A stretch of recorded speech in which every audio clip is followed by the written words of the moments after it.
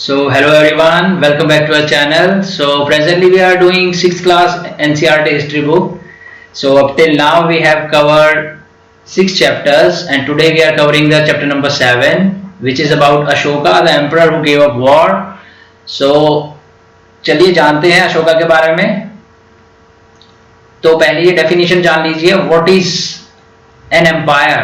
Empire means a very big kingdom. So ये आपको basically याद रखना है. एम्पायर कुछ नहीं, बस एक बड़ी किंगडम होती है. तो ये जो लायन का जो यहाँ पे पिक्चर है, ये जो यहाँ पे शो हो रही है, ये हमारे कॉइन्स में, नोट्स में भी होता है, रुपी नोट्स में भी होता है. दे वर कार्व्ड इन स्टोन्स. तो बेसिकली ये एक्चुअली जो थी स्टोन से बनी थी, स्टोन से कार्व करी गई थी और ये एक बहुत बड़े पिलर पे रखी गई थी जो कि सारनाथ में था. Sarnath pillar. Okay, so it's in UP. तो ये सारनाथ में एक पिलर था, उसके ऊपर ये हमारा स्कल्पचर था. तो अशोकन पिलर्स के बारे में डिटेल में हम फर्दर क्लासेस में जानेंगे, बट अभी के लिए एक इंट्रोडक्शन जो यहाँ पे दिया गया है वो मैं आपको एक्सप्लेन कर रहा हूँ. तो इन actuality these are 4 lions, but here in this picture these are 3. सो ये 4 होते हैं बेसिकली, बैक टू बैक ऐसे सिटिंग पे पोजीशन में होते हैं. और ये जो नीचे वाला जो पोर्शन है जिसपे ये स्टैंड कर रहे हैं या सिटिंग पोजीशन में है, इसे अबैकस बोलते हैं. यहाँ पे एक बुल कार्व करा गया है स्टोन में, और and this one is the horse. और ये बीच में जो है इसे अशोका चक्र बोलते हैं, जिसकी के 24 डंडियां होती हैं, ये आपने पढ़ा होगा. और ये हमारे फ्लैग में भी यूज करा जाता है. So this is how significant this picture is, कि ये फ्लैग में भी यूज होता है ये अशोकन चक्र, और ये नोट्स में, करेंसी में यूज होता है. सो ये इन्वर्टेड लोटस की जो शेप में जो इसका बेस है, वो basically according to historians inspired है फ्रॉम पर्शियन आर्ट. तो इस टाइम पे पर्शिया में जो आर्किटेक्चर चल रहा था, वहां पर भी हिस्टोरियंस ने पाया कि इस तरीके से स्कल्पचर और आर्किटेक्चर में ऐसे डिजाइन यूज करे गए थे. So this is the significance and we'll know about it more in higher classes. So for the time being आपके लिए इतना काफी है कि आपने ये पिक्चर समझ ली. अब आगे चलते हैं. Ashoka was one of the greatest ruler known to history. तो काफी पॉपुलर थे हिस्टोरियंस के अकॉर्डिंग भी, और जिस टाइम में ये थे उस टाइम में बहुत शक्तिशाली थे. Before we find out what was written in these inscriptions, तो बेसिकली ये ग्रेटेस्ट रूलर तो थे ही. इनकी एक खासियत ये थी जो कि हमने पढ़ा था, इंस्क्रिप्शंस कहाँ पे ग्रे करते हैं, कहाँ पे कार्व करते हैं, इंस्क्रिप्शंस स्टोन पे कार्व करते हैं. तो ये जो थे इंस्क्रिप्शंस कार्व कराते थे अपने पिलर्स पे, जिसके ऊपर ये जो एनिमल का ये जो पिक्चर है, ये एक पिलर पे था, स्टैंड कर रहा था. ये जो कि पिलर कहाँ पे था, सारनाथ में. वो टूट गया था, तो अब इतना बचा हुआ है, तो इसे म्यूजियम में रखा हुआ है अच्छे से प्रिजर्व करके. तो बेसिकली वो स्टोन पे कार्विंग करते थे, यानी पिलर्स पे इंस्क्रिप्शन लिखवाते थे, और इंस्क्रिप्शन में कुछ मैसेजेस होते थे जो अशोका अपनी प्रजा को देना चाहता था. तो उससे पहले कि वो इंस्क्रिप्शन में क्या लिखवाते थे ये जाने, उससे पहले जानते हैं कि उनके एम्पायर में क्या खास बात थी. The empire that Ashoka rule was founded by his grandfather. तो उनके ग्रैंडफादर चंद्रगुप्त मौर्य थे, जिनके के जो टीचर थे कौन थे, चाणक्य थे. तो उन्होंने ये एम्पायर फाउंड करा था 2300 साल पहले. Again converted into BC terms. If we converted into BC term, then we will say what will we say? We will say 300 years before common era. Okay, remember this date. So Chandragupta was supported by a wise man, and that man was Chanakya, Kautilya. Many of the Chanakya's ideas were written down in a book called Shastra. So this is quite a famous book, quite a popular book. So dynasty का मतलब क्या होता है? Dynasty का मतलब होता है जब एक ही फैमिली के बंदे एक के बाद एक रूल करें. तो चंद्रगुप्ता ने रूल करा, और फिर उनके बाद उनके सन बिंदुसारा ने रूल करा, and then after him Ashoka came. So Ashoka was basically in the 3rd generation of the rulers of Mauryan dynasty. So ये मैप है, बेसिकली इस मैप को स्टडी करेंगे. तो मैप के लिए कुछ जान लेते हैं हम. जो रेड डॉट्स इसके अंदर होंगी वो शो कर रही है जहां पे अशोकन इंस्क्रिप्शन लिखी गई थी. या तो वो वॉल किसी स्टोन पे लिखी गई थी, और वो स्टोन जो था किसी वॉल का हो सकता था या किसी माउंटेन का हो सकता था, या वो पिलर्स पे लिखी गई थी. तो बेसिकली इंस्क्रिप्शंस लिखी गई थी. Inscriptions were written. Why? Because Ashoka wants to give some messages to his प्रजा, प्रजा को वो कुछ मैसेज देना चाहते थे. सो कुछ और इंपॉर्टेंट सिटीज भी थी जिनको ब्लैक डॉट से मार्क करा गया है. वो थी पाटलिपुत्रा, तक्षशिला, उज्जैन. और इन सिटीज में क्या था, बेसिकली यहाँ पे जो रूल करते थे, जो कंट्रोल करते थे इन सिटीज को, जिन प्रोविंसेस के अंदर ये होती थी, वो होते थे किंग के अपने प्रिंसेस होते थे, उनके अपने बच्चे होते थे. क्योंकि ये पावरफुल जगह होती थी, इंपॉर्टेंट सिटीज होती थी, तो वो उनको बेसिकली यहाँ का गवर्नर राजा अपने बच्चों को ही बनाता था, प्रिंसेस को ही बनाता था. बाकी सिटीज में और गवर्नर रहे होंगे जो उनकी फैमिली से बिलोंग नहीं करते होंगे, लेकिन इन पर्टिकुलर सिटीज में उनके प्रिंसेस ही होते थे. सो तक्षशिला की क्या खास बात है? Takshashila is the gateway of north west including central Asia. यहाँ से सेंट्रल एशिया से कनेक्ट होता है, सेंट्रल एशिया में जा सकते हैं. सेंट्रल एशिया किसे बोलते हैं? अफगानिस्तान और किसे बोलते हैं? Tajikistan, Kyrgyzstan, Uzbekistan. ये all 5 states are Central Asian part. So merchants, officials and craftsperson probably lived in this city. तो इन cities में merchants और officials भी रहेंगे क्योंकि important cities हैं, तो VIP लोग ही रहेंगे. In other areas there were villages of farmers and herders. बाकी जो village area में होते थे farmers, herders, कुछ गरीब लोग, गरीब जनता रहती थी. People in different part of the empire. ये खास बात थी. जो आज हमारे देश में है वो पहले भी थी, यानी यूनिटी इन डाइवर्सिटी. हमारे देश में पहले भी बहुत सारी भाषाएं बोली जाती थी और हर रीजन में अलग भाषा होती थी. ये हमारे देश की खासियत रही है हमेशा से, इतिहास के टाइम से ही. तो ये बेसिकली मैप है, इसे हम स्टडी करते हैं थोड़ा सा याद रखने के लिए. तो ये देखिए, वैसे मैंने थोड़ा आज के टर्म में इस मैप को बनाया, आपकी थोड़ी जीके भी बढ़ाई जाए, आपकी ज्योग्राफिकल नॉलेज भी बढ़ाई जाए. तो ये पार्ट जो हमारा है बेसिकली अक्साई चीन है, जो कि चीन ने 1962 के वॉर में कैप्चर कर लिया था. ओके, लेकिन हम इसे मैप में इंडिया ही शो करते हैं क्योंकि हमें उम्मीद है कि एक दिन ये हमारा पार्ट बनेगा. इसी तरीके से ये पीओके है, पाकिस्तान ऑक्यूपाइड कश्मीर. यहाँ पे गिलजिट बल्तिस्तान है. मैंने आपसे बताया था यहाँ से क्या जा रहा था? सीपेक जो चाइना बना रहा है, गोदार पोर्ट, यहाँ पे गोदार पोर्ट है. ओके, सो ये कौन सा है? आज़ाद कश्मीर. ये भी पाकिस्तान ने ही कब्जा रखा है, इसको आज़ाद कश्मीर बोल रखा है. ये बाकी का ये इंडिया, यहाँ पे जम्मू एंड कश्मीर और ये हिमाचल हमारा है. और ये एक ट्रायंगल की शेप में जो एरिया है फ्रेंड्स, ये भी इंडिया का है. ये सियाचिन ग्लेशियर है. ओके, तो आज के कंटेक्स्ट में तो इतना ही. बाकी अब देखते हैं. ये लंपा का जो सिटी थी जहाँ पर इंस्क्रिप्शन थी, ये थी काबुल रिवर पर. ये काबुल रिवर मैंने पहले आपको मैप में बताया था. ये कंधार सिटी थी यहाँ पे. उसके बाद ये तक्षशिला था. तक्षशिला से हम यहाँ पे सेंट्रल एशिया में जाते थे और यहाँ से जो था हमारा सिल्क रूट यहाँ से होता था. सिल्क रूट ऐसे करके सिल्क रूट चाइना में ऐसे जाता था, तो हम उस सिल्क रूट में ऐसे कनेक्ट हो जाते थे.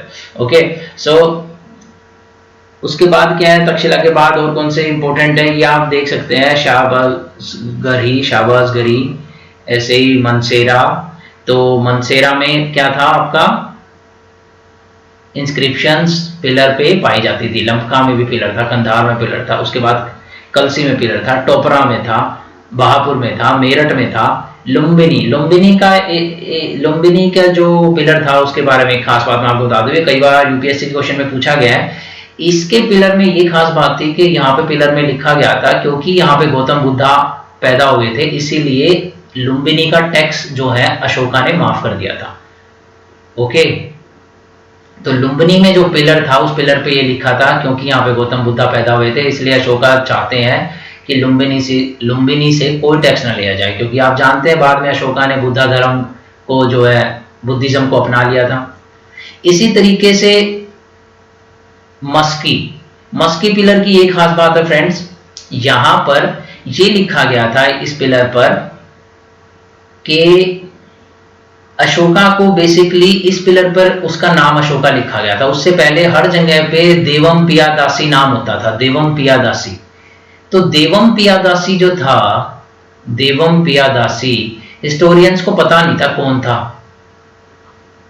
तो ये मस्की पिलर से पता चला, मस्की में एक पिलर मिला और वहां पे लिखा हुआ था देवम पियादासी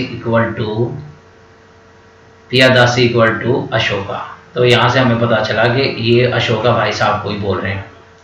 तो यहाँ की खास बात क्या है, धौली जो है उड़ीसा में है, यहाँ पे एलिफेंट का एक स्कल्पचर है जो माउंटेन से, जिसमें एलिफेंट कोई स्कल्पचर बना दिया है। स्कल्पचर क्या होता है, बेसिकली मूर्तियों को बोलते हैं जो कि स्टोन से ही बना दी जाती हैं। तो ये कलिंग है जहाँ पर लड़ाई होने के बाद, आपने अशोका मूवी अगर शाहरुख खान और करीना कपूर की मूवी देखी है तो वो कलिंग का जो युद्ध हुआ था यहाँ पे हुआ था कलिंगा में। तो बेसिकली बाकी सन्नाटी यहाँ पे भी है, सोपारा सोपारा को क्या एक पोर्ट सिटी थी, सोपारा को पोर्ट भी बोला जाता था। तो ये सोपारा से देखिए, ये इसको उत्तर पाठा बोला जाता था, ये जो रूट था उत्तर पाठा। ओके, ये बाकी की क्लासेस में पता चलेगा आपको, इंटरेस्ट जनरेट करने के लिए मैं अभी आपको बता रहा हूँ। यहाँ से सोपारा से उज्जैन से होते हुए हम तक्षशिला जाते थे और फिर सिल्क रूट में मिल जाते थे। ओके, तो बाद में क्या हुआ था फ्रेंड्स, आपको मैं बताता हूँ। ये सिल्क रूट जो था, ईरानियंस वगैरह ने और पर्शियंस ने यहाँ पे जब कैप्चर कर लिया था, तो चाइना जो अपना सिल्क रूट का सामान यहाँ से बेचने लग गया था। यहाँ से वो उत्तर पाठा से सोपारा से आता था और फिर यहाँ से बाकी जगहों पे जाता था। तो देखिए, आपको काफ़ी नॉलेज मैंने दे दी है इस छोटे से डायग्राम में ही, इस छोटे से मैप में। तो ये पाटलिपुत्र थी यहाँ पे, जो कि कैपिटल थी। उज्जैन था, उज्जैन, पाटलिपुत्र, तक्षशिला, यहाँ पे कौन कंट्रोल करता था, प्रिंसेस कंट्रोल करते थे। और यहाँ पे तो किंग ही थे, अशोका ही थे। तो okay, this is enough I think. बाकी आप इन सारे रेड डॉट्स को रीड करना, स्टडी करना, याद रखना इन्हें। रामपुरवा की भी एक खास बात है, यहाँ पे भी एक स्कल्पचर मिलेगा, फोटो होगी, आगे चैप्टर में दिखाएंगे। यहाँ पे भी इंस्क्रिप्शन लिखा गया था। So let's move forward. तो डिफरेंट पार्ट्स में डिफरेंट लैंग्वेजेस बोली जाती थी, जैसे मैं आपको बता चुका हूँ। कपड़े भी अलग पहने जाते थे, खाने का भी, हमारी कलिनरी हैबिट्स बोलते हैं। डिफरेंट जगहों पे डिफरेंट खाने की जो हैबिट्स होती है उन्हें कलिनरी हैबिट्स बोला जाता है। तो यानी काफी वैरायटी थी हमारे पास खाने की भी। So how are empire different from kingdom, तो किंगडम से कैसे डिफरेंट है? तो दो रीजन दिए गए हैं बेसिकली यहाँ पे। एम्परर नीड मोर रिसोर्सेज, ज्यादा रिसोर्सेज चाहिए होते हैं देन किंग्स। एम्परर को किंग से ज्यादा रिसोर्सेज चाहिए होता है, क्यों? क्योंकि किंगडम से ज्यादा बड़ा होता है और ज्यादा बड़ी आर्मी चाहिए होती है। So also they need large number of officials, तो ऑफिशियल्स भी ज्यादा होते हैं। तो यानी एडमिनिस्ट्रेशन जब बड़ा हो जाता है तो उसे एम्पायर बोलते हैं। Okay, ruling the empire. अब वो रूलिंग कैसे करते थे, देखिए आगे की क्लासेस में आपको पता चलेगा कि काफी वेल मेंटेन एडमिनिस्ट्रेशन था अशोकन एम्पायर का। जो अर्बन एरियाज थे, जो बड़ी सिटीज होती थी, जैसे like Pataliputra was a bigger city and it was even the capital city. तो उसके अंदर कैसे रूल किया जाता था, 6 कमेटियां बना दी जाती थी, 5-5 ऑफिशियल्स की, और वो 6 डिपार्टमेंट्स को संभालती थी। अब वो डिपार्टमेंट्स कौन से थे हम लोग आगे देखेंगे, आगे हायर क्लासेस में। सिर्फ आपको थोड़ा और मिस्ट्री क्रिएट करने के लिए, थोड़ा इंटरेस्ट जनरेट करने के लिए मैं ये एक्स्ट्रा इंफॉर्मेशन दे देता हूँ। So the area around Pataliputra was under the direct control of emperor. As I said, this meant that officials were appointed to collect taxes from the farmers, herders, craftspersons and traders. तो ये taxes को collect करते थे यहाँ से, directly tax जो collection होता था एम्परर के अंडर ही जाता था। और ऑफिशियल्स ऑल्सो पनिश्ड, और ऑफिशियल्स उन्हें पनिश भी करते थे जो ऑर्डर नहीं मानते थे रूलर का। और many of the officials were given salary, तो इनको सैलरी दी जाती थी ऑफिशियल्स को बेसिकली। और एक और खास बात थी, सीबीआई भी थी हमारे अशोका के पास। वो स्पाइस छोड़ देते थे ये चेक करने के लिए कि ऑफिशियल्स ढंग से काम कर रहे हैं कि नहीं कर रहे हैं। जैसे कि आजकल सीबीआई जो होती हैं आईएएस और आईपीएस ऑफिसर्स पे नजर रखती हैं कि वो करप्शन तो नहीं कर रहे हैं, उसी तरीके से हमारे अशोका जी इतने एडवांस थे, मौर्यन एम्पायर इतना एडवांस था कि उन्होंने भी सीबीआई यानी खुफिया स्पाइस रखे हुए थे। और end of course emperor supervise them all, सबकी जांच रखते थे एम्परर, और उनके जो रॉयल फैमिली मेंबर्स थे उनकी मदद से और सीनियर मिनिस्टर्स की मदद से। देयर वर अदर एरियाज और प्रोविंसेस, और कौन से थे वो? तक्षशिला हम देख चुके हैं, प्रिंसेस रूल करते थे यहाँ, उज्जैन। सो रॉयल प्रिंसेस मैं आपको बता चुका हूँ, आगे मूव करते हैं। और जो भी रॉयल प्रिंसेस वहाँ रूल करते थे, तो वहाँ की जो लोकल कस्टम्स होती थी उनको भी फॉलो करते थे, ताकि वहाँ की पब्लिक में जो है डिसहार्मनी ना क्रिएट हो, वो खुश रहें। Then let's move to this new paragraph. Besides, there were vast areas between these centers. तो यहाँ पे बीच में काफी लंबा ट्रेवल करना पड़ता था इन सेंटर्स के। So here the Mauryas try to control roads and rivers, तो रोड्स और रिवर्स को कंट्रोल करते थे, which were important for transport के लिए, क्योंकि इंपॉर्टेंट थी, और टैक्स भी यहाँ से कलेक्ट करा जाता था जब सामान निकलता था यहाँ से। फॉर एग्जाम्पल अर्थशास्त्र tells us that north west was important for blankets. तो जो एरियाज जो थे ना पर्टिकुलरली, काफी जो भी ये पर्टिकुलर एरियाज थे पर्टिकुलर चीजों के ट्रेड के लिए फेमस थे, अर्थशास्त्र में ये लिखा है। तो जो नॉर्थ वेस्ट था हमारा वो ब्लैंकेट्स, यानी ब्लैंकेट्स किन्हें बोलते हैं, चादरों को, कंबलों को, इनको बोलते हैं।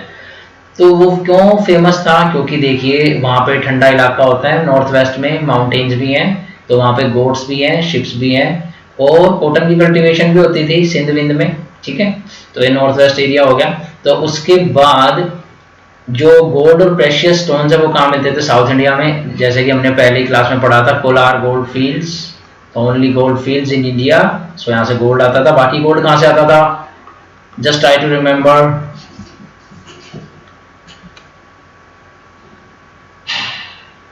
So it is also said that it is possible that these resources were collected as tribute। तो ट्रिब्यूट और टैक्स में डिफरेंस होता है।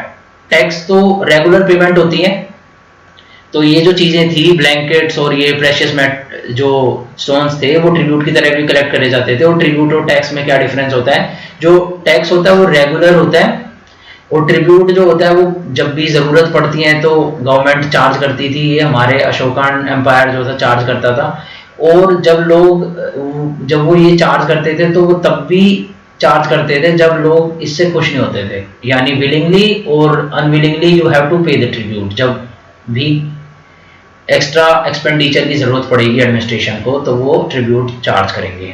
ओके, सो ये एक फैक्ट है, देखिए अलेक्जेंडर 326 बीसी में आए थे इंडिया में, यानी बिफोर कॉमन एरा, 326 साल पहले। ओके, और अगर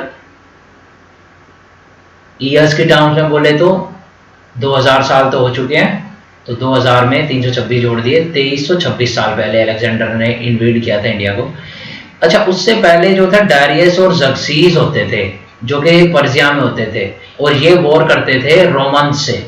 ओके, तो रोमन्स के और हमारे पर्शियंस के बीच में बहुत लंबी लड़ाई चली थी, और डारियस और जर्जीस जो थे इंडियन सोल्जर्स को भी एम्प्लॉय करते थे, और ये आपने मूवी में भी देखा था, 300 स्पार्टन जो मूवी थी उस मूवी में भी था। ये बस मैंने आपके हिस्ट्री में कनेक्टिविटी बना रहे, इंटरेस्ट बना रहे, तो इसलिए मैंने आपको ये यहाँ पे फैक्ट डाल दिया। बाकी फॉरेस्ट में जो लोग रहते थे उनसे कैसे ट्रिब्यूट लेते थे, उनसे एलिफेंट ले लेते थे, टिम्बर ले लेते थे, शहद ले लेते थे, वैक्स ले लेते थे मोरियन ऑफिशियल्स। तो कहीं ना हर जगह से कुछ ना कुछ वो कलेक्ट करते ही थे। तो ये the emperor and the capital city, ये कैपिटल सिटी के बारे में कुछ एक्सप्लेनेशन है। यहाँ पे जो मेगास्थनीज थे, मेगास्थनीज एक एम्बेसडर थे जो कि नॉर्थ वेस्ट में सेल्यूकस निकेटर के एम्बेसडर थे, जो वेस्ट एशिया में थे, ग्रीक रूलर वेस्ट एशिया में। अब आप ये सोच रहे होंगे कि ग्रीक रूलर, ग्रीक क्यों बोला अगर वो वेस्ट एशिया में, तो ग्रीक तो ग्रीस में होने चाहिए। नहीं, हुआ ये था कि जो हमारे अलेक्जेंडर थे, इसीलिए मैंने यहाँ पे एक्सप्लेन करा था, 326 बीसी में आए थे अलेक्जेंडर, तो उन्होंने वेस्ट एशिया को जीत लिया था, और अब वो तो वहां से चले गए थे, तो वो अपना जो था अपना गवर्नर छोड़ गए वहां, तो वो गवर्नर था सेल्यूकस निकेटर, और उस गवर्नर ने मेगास्थनीज को चंद्रगुप्त मौर्य के पास भेजा था। तो जब चंद्रगुप्त मौर्य के पास मेगास्थनीज आए थे पाटलिपुत्रा में, तब उन्होंने पाटलिपुत्रा को देखा था, और उसका एक्सप्लेनेशन उन्होंने यहां लिखा हुआ है, और इसके बारे में क्वेश्चन भी पूछा गया है इससे रिलेटेड। यहाँ पे जो डिस्क्रिप्शन है इससे रिलेटेड क्वेश्चन आ चुका है। क्वेश्चन ये था कि क्या एम्परर की रखवाली के लिए वुमेन भी होती थी, तो वुमेन सोल्जर भी एम्प्लॉय करते थे अशोकन एम्पायर में। ओके, तो ये क्वेश्चन पूछा गया था एक बार। So let's read it once. The occasions on which the emperor appear in public are celebrated with grand royal processions. He is carried in a golden palanquin, तो सोने की पालकी में उसे ले जाते थे। His guards ride elephant, elephant को राइड करते थे इसके गार्ड्स, और डेकोरेट करते थे गोल्ड से, सिल्वर से, और कुछ गार्ड पेड़ पौधों के गमलों को लेके चलते थे जिनमें बर्ड्स बैठे होते थे, और ट्रेन्ड पैरेट्स होते थे और ये circle about the head of emperor. तो ये जो पक्षी होते थे ये चारों तरफ घूम रहे होते थे एम्परर के सर के। तो the king is normally surrounded by armed women. तो देखिए ये फैक्ट पूछा गया था यूपीएससी में एक बार, आर्म्ड वुमेन से भी किंग्स को गार्ड किया जाता था। He is afraid that someone may try to kill him, he has special servants to taste. तो खाने से भी डर लगता था क्योंकि जहर मिला सकता है कोई राजा के खाने में, तो स्पेशल सर्वेंट होते थे जो पहले खाना चखते थे। दूसरी इंपॉर्टेंट चीज ये है कि कभी भी 2 रात वो एक ही कमरे में नहीं सोते थे। देखिए कितनी सिक्योरिटी थी। This is large and beautiful city, और सिटी के बारे में उन्होंने क्या लिखा, this is large and beautiful city surrounded by a massive wall, it has 570 towers and 64 gates. So imagine the number of towers, 570 tower and 64 gates, 64 gate. देखिए कमाल की कंस्ट्रक्शन थी। The houses of 2 and 3 stories, 2 या 3 मंजिले घर उस time पे भी होते थे, और वो वुड से भी बने होते थे और मड ब्रिक से। So point to be noted here guys, इस टाइम पर मड ब्रिक का यूज हो रहा था, और हड़प्पन टाइम में baked brick. So can we say that Harappans were more developed than Mauryans? Well, हम इस डिबेट में नहीं जाएंगे बिकॉज बहुत सारे फैक्टर्स होते हैं डेवलपमेंट को मेजर करने के लिए, but we can certainly say that the brick making technology of the Harappans were far more advance than the Mauryans. तो बाद में आएगी, यहाँ पे भी मड ब्रिक देखेंगे हम कब आएगी, लेकिन फिलहाल वो बेक ब्रिक आएगी। बट फिलहाल मौर्यंस मड ब्रिक से भी कंस्ट्रक्शन कर रहे थे, जबकि हड़प्पा में पहले ही बेक ब्रिक बन चुकी थी। So this was an important concept. Further Kings palace is also would, तो राजा का महल भी वुड से बना होता था और उसको सराउंड किया जाता था गार्डन से, और बर्ड्स घूम रहे होते थे वहां एनक्लोजर में। तो आगे मूव करते हैं अब।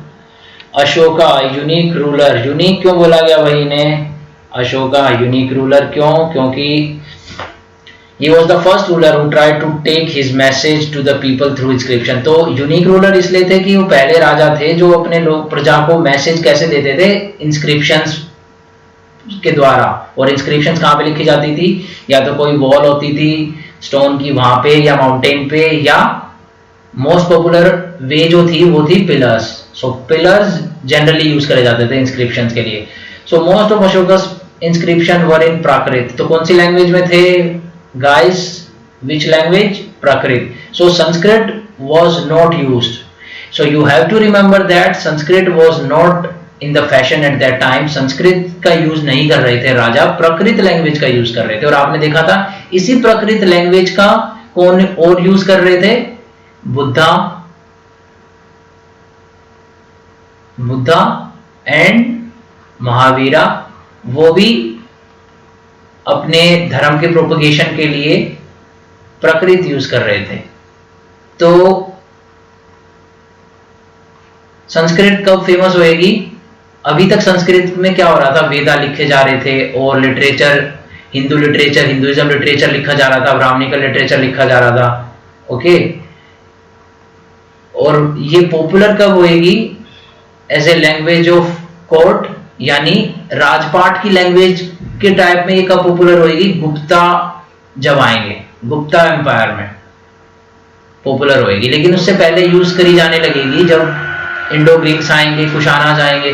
तो ये आपको काफी कॉम्प्लिकेटेड लग रहा होगा जो मैं बोल रहा हूँ कि कंफ्यूजन सी हो रही होगी, बट ये मैं आपको आइडिया दे रहा हूँ, बाकी की क्लासेस में और अच्छे से आपको समझ आएगा। तो फिलहाल अशोका कौन सी लैंग्वेज यूज कर रहे थे, प्राकृत, और उसकी स्टाइल क्या थी लिखने का, Brahmi script.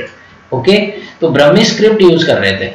So अशोकास war in Kalinga, तो अशोका की कलिंग की वॉर, जो कि आप अशोका मूवी में देख चुके हैं, आपको पता ही है, मैं ज्यादा टाइम वेस्ट यहाँ नहीं करूंगा, कि जब उन्होंने वॉर जीत भी ली थी उसके बाद भी उन्होंने वहां का जो कंट्रोल था उसको बड़ी लाइटली लिया, कोई ज्यादा उन्होंने फिर वहां पर कन्फिस्केशन नहीं करी और ज्यादा हार्ड रूल नहीं किया।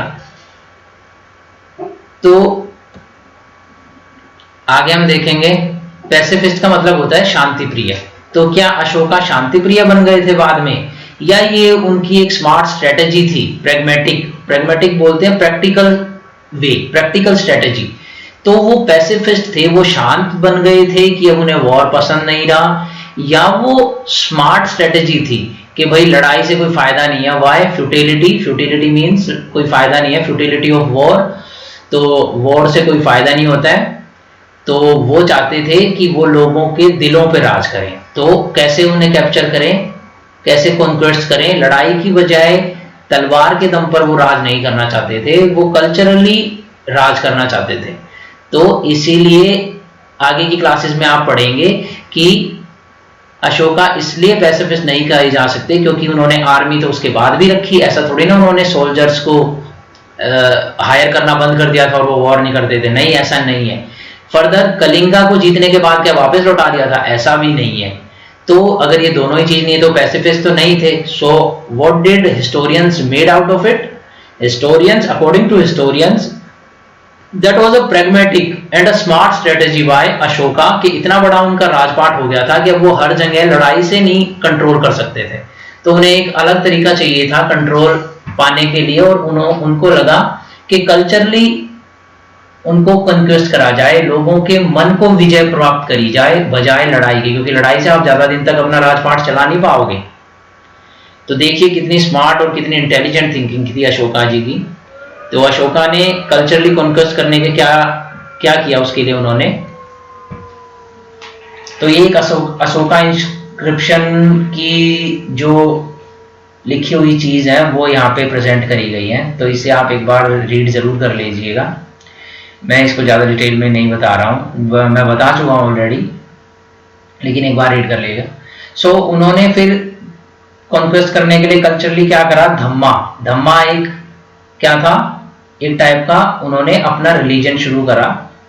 और इस धम्मा का मतलब ये नहीं था कि आप बाकी रिलीजन्स को छोड़ दें, वो सभी धम्मा रिलीजन के अंदर सभी जो थे रिलीजन्स की रिस्पेक्ट होती थी, बट ये राजा ने बेसिकली धम्मा जो था संस्कृत वर्ड धर्मा से बना था।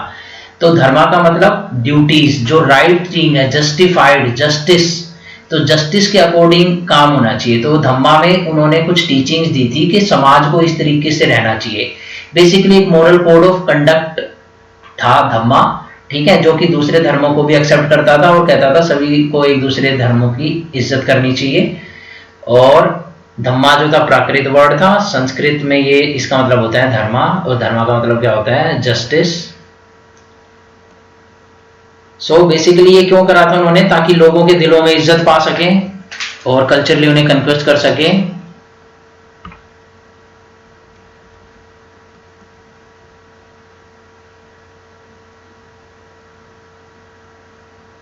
ओके, तो यहाँ पे ये भी रीड कर लीजिए, whenever an independent land is conquered, तो उनके अकॉर्डिंग इसलिए लड़ाई करना फायदा नहीं है कि किसी भी लैंड को जब कैप्चर किया जाता है तो लाखों लोग मर जाते हैं, ब्राह्मण मर जाते हैं, क्या फायदा है, लड़ाई करके क्यों कैप्चर करना है, हम लोग कल्चरली कंक्वेस्ट करेंगे। Okay, so in this passage we will understand what was Ashoka's Dhamma. तो उनका धम्मा के बारे में थोड़ी डिटेल में जानेंगे कि वो एक्चुअली था क्या।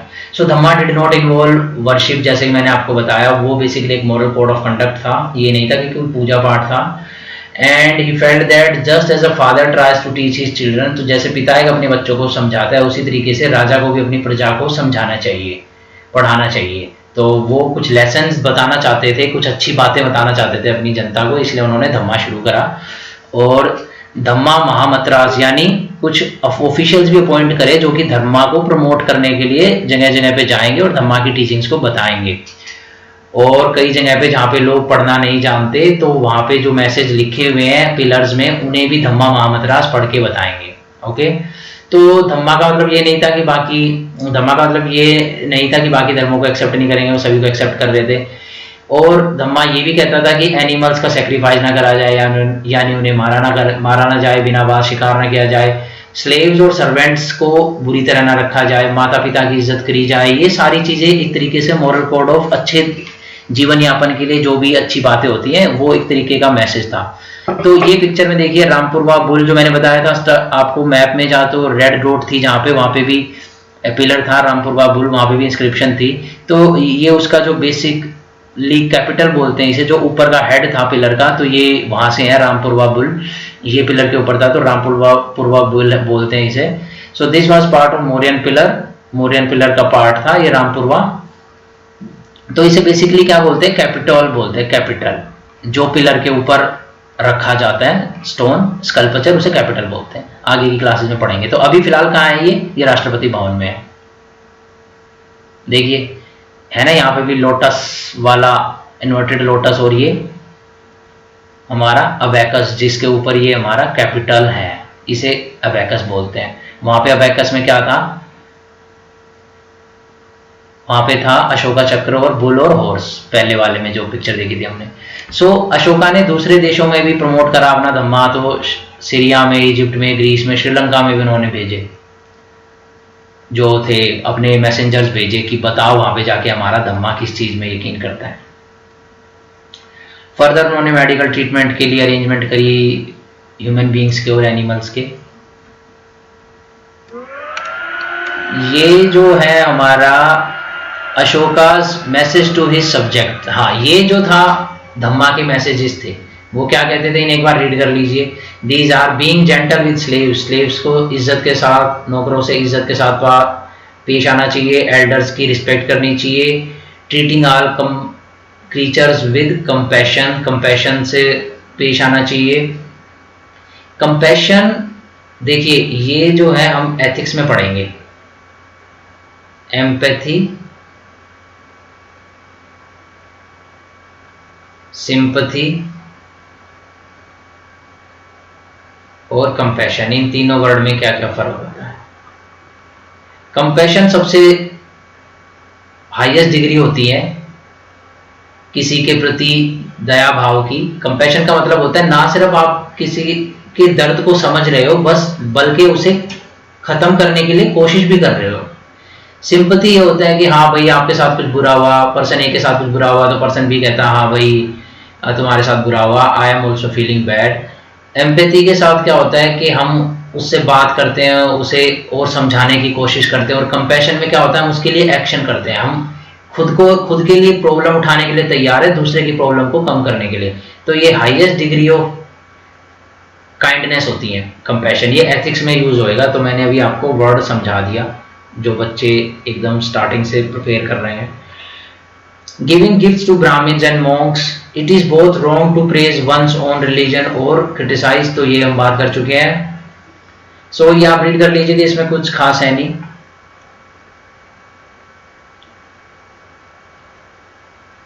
सो ये Pandit Jawaharlal Nehru first prime minister जो थे, उन्होंने भी कहा था कि उनके एडिक्ट जो वो पिलर्स थे, जो पिलर में इंस्क्रिप्शन होते थे उन्हें एडिक्ट बोला जाता था, जो इंस्ट्रक्शंस होते थे उसमें, वो आज भी काम के हैं। और कौन सा था वो इंस्क्रिप्शन जिसके बारे में पॉइंट आउट कर रहे थे Jawaharlal Nehru? Each one should respect the others religion, यानी हमें दूसरों के धर्मों की भी इज्जत करनी चाहिए। अगर हम दूसरों के धर्म की इज्जत नहीं करेंगे, if one praises once own religion, अपने धर्म की बड़ाई ठोकेंगे और दूसरों के धर्म की बुराई करेंगे, तो हम एक्चुअली में अपने धर्म के लिए ही बुरा कर रहे हैं। तो ये अशोका ने लिखा था, तो इसी को पंडित जवाहरलाल नेहरू ने याद दिलाया था आज़ादी के बाद लोगों को। तो अब ये देख लीजिए, ब्राह्मी स्क्रिप्ट जो है बहुत पुरानी स्क्रिप्ट थी और आज की हिंदी की स्क्रिप्ट में लिखी जाती है देवनागरी में। तो ये जो बाकी की बंगाली स्क्रिप्ट है, मलयालम है, तमिल है, तो ये सारी देवनागरी से इमर्ज हुई हैं। तो ये बेसिकली ये शो कर रहे हैं। अब आ गए हम लास्ट पार्ट पे कि इस टाइम पे बाकी दुनिया में क्या हो रहा था। तो यहाँ पे बताया गया है कि चाइना वॉल बन रही थी जी, ग्रेट वॉल ऑफ चाइना बन रही थी। तो ग्रेट वॉल ऑफ चाइना बहुत लंबी है, 6400 किलोमीटर यानी 6000 किलोमीटर, यानी एक साइड का इंडिया नप जाएगा, लगभग इंडिया को नाप देंगे एक साइड के।